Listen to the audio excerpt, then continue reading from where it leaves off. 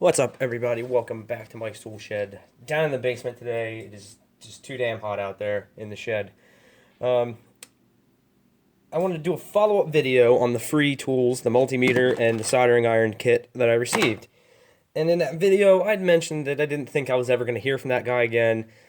I kind of shit on these pretty good, and but I did receive a email back from him, and this single email changed my whole way of thinking about expensive tools versus cheap tools. And that's not to say good tools versus bad tools, just the cost of them, expensive and cheap ones.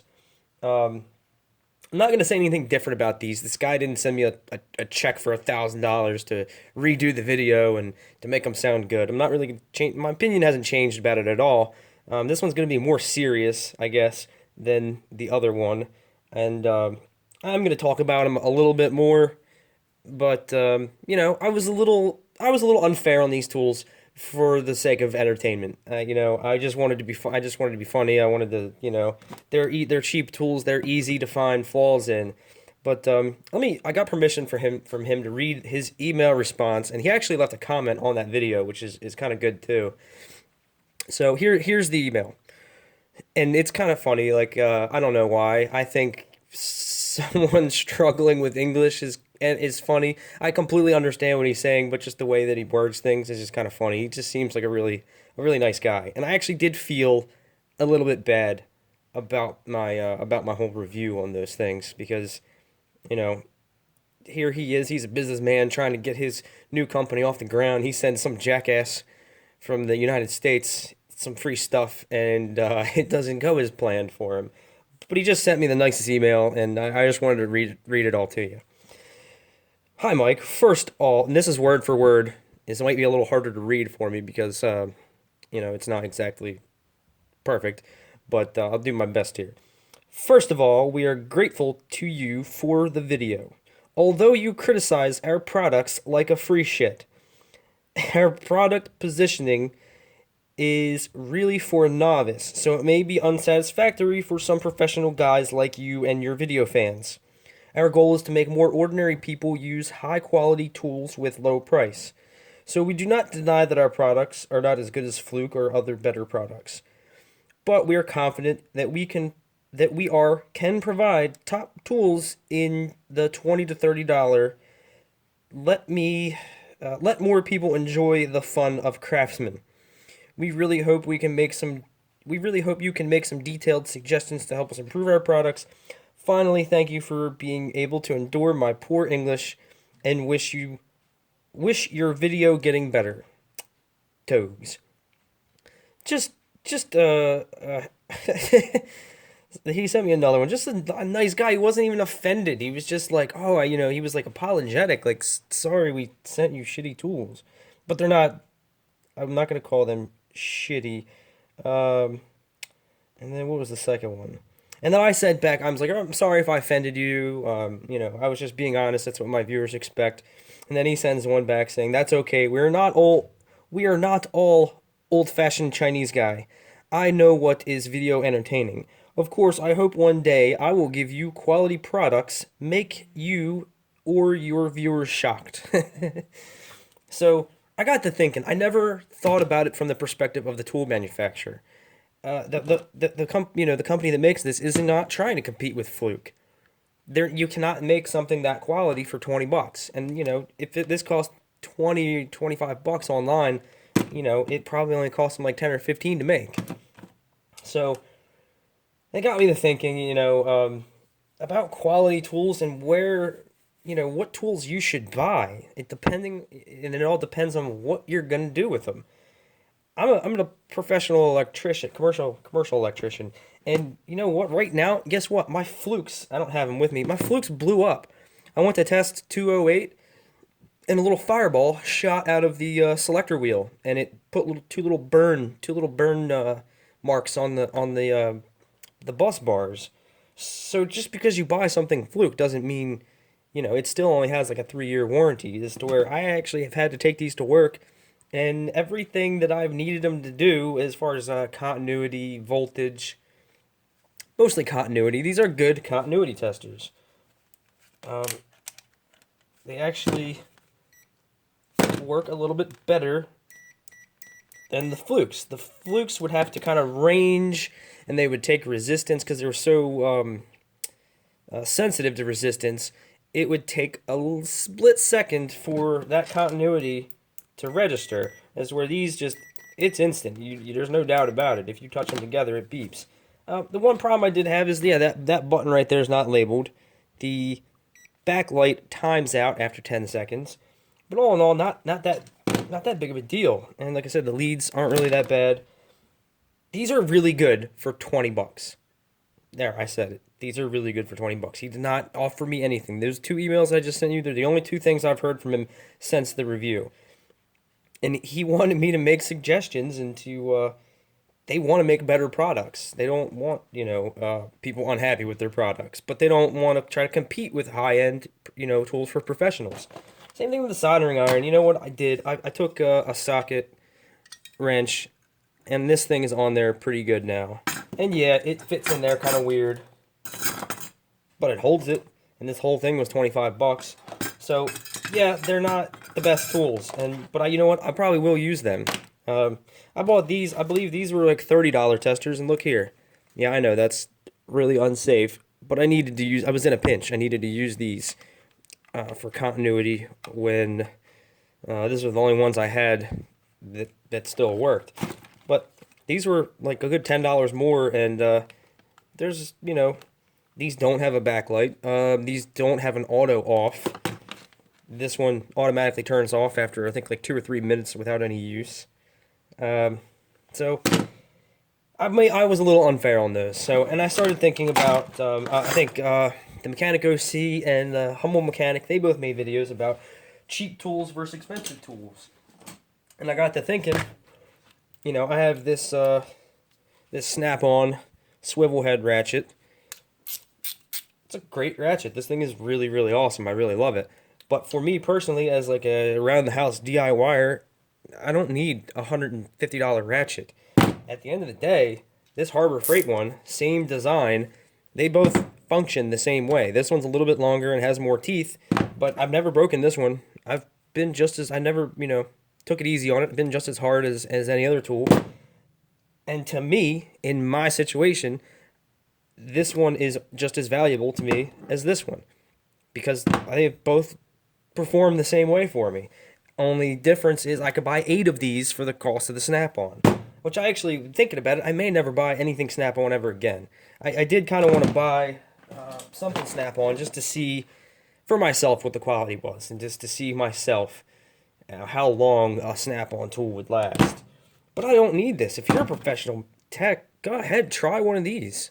You might be surprised. You might get 4 or 5 years of use out of this, where you could get 10 out of this and break it a couple times, and you can get it warranted. But right now, if I broke the Snap-on, I'm worse off than if I broke the Harbor Freight one, because I don't know where to, I'd have to track down a Snap-on truck, and hopefully he would just let some Joe Schmo guy who has never bought off his truck, hopefully he can help me out and fix it.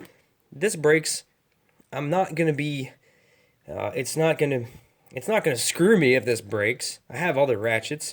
I do have this one.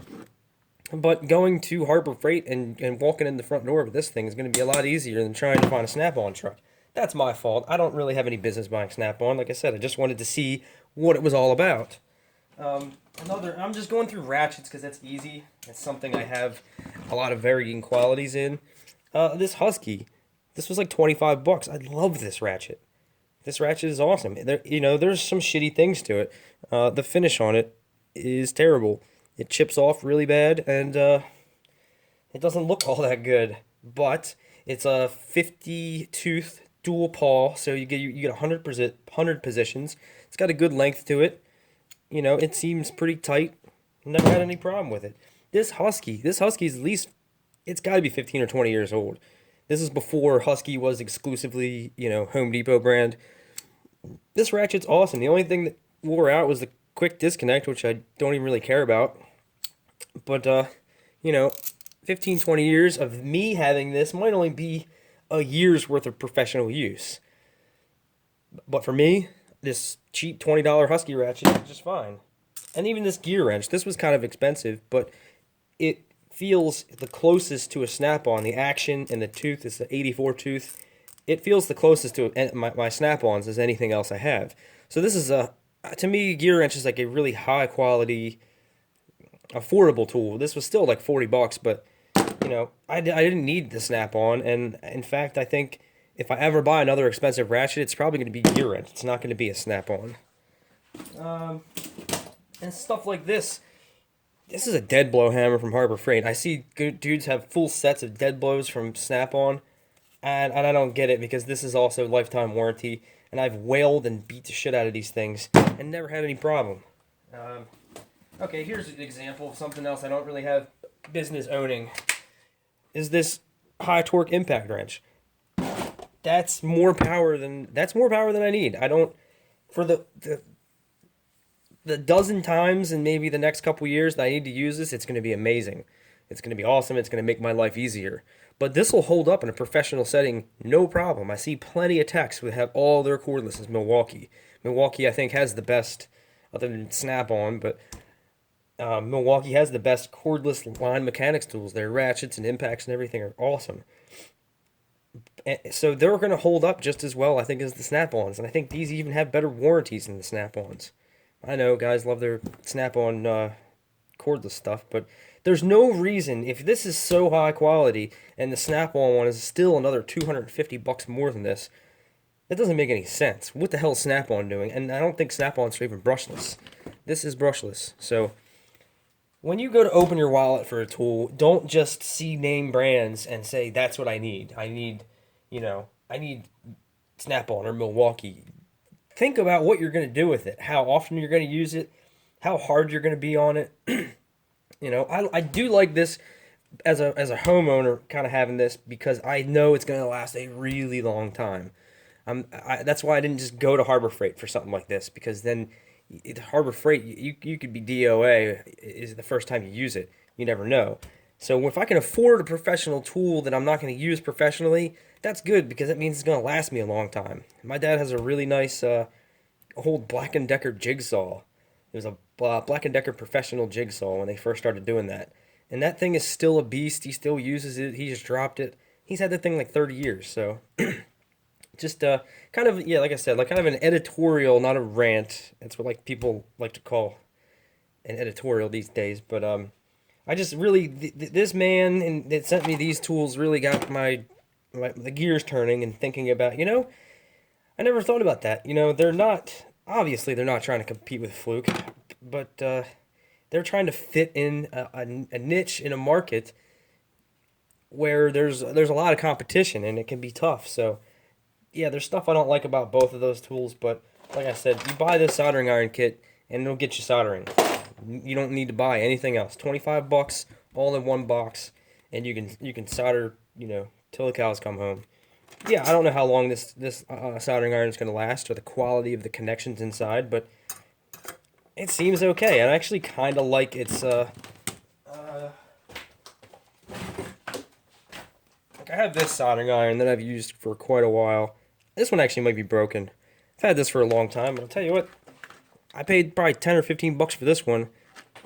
This one, it comes in a kit that's 25, and I think this black one seems like it's better quality, and I kind of like you have this little rubber grip, and you can kind of you have more control over this than this one. I forget where the hell I got these red ones. I bought 2 or 3 of them.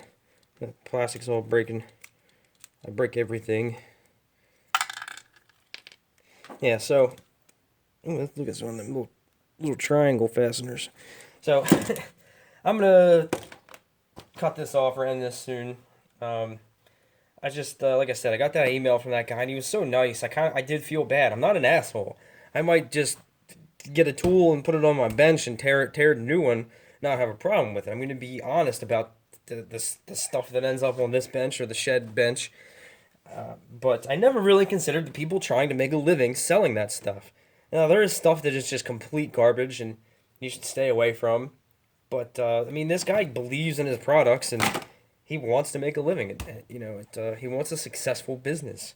He's not trying to just pump out garbage and make money off people that don't that don't know until they get the product home.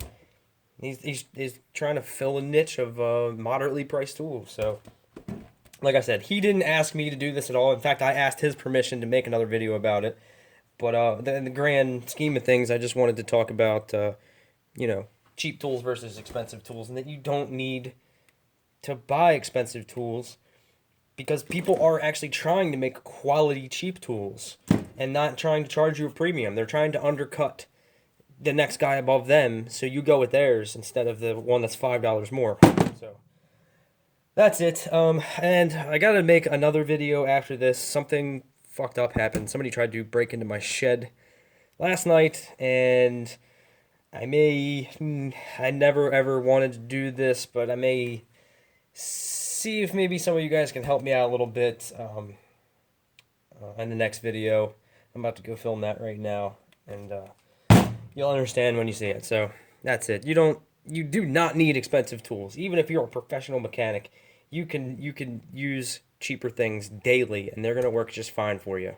They might be 98% of what a Snap-on is or a Matco, but that 2% with that label on the Snap-on or Matco is going to cost you like another 25%. That's what you got to think. How much more performance am I getting out of this? Because I tell you what, like I said, you can buy 8 of these for the price of this one, and this one is not 8 times better.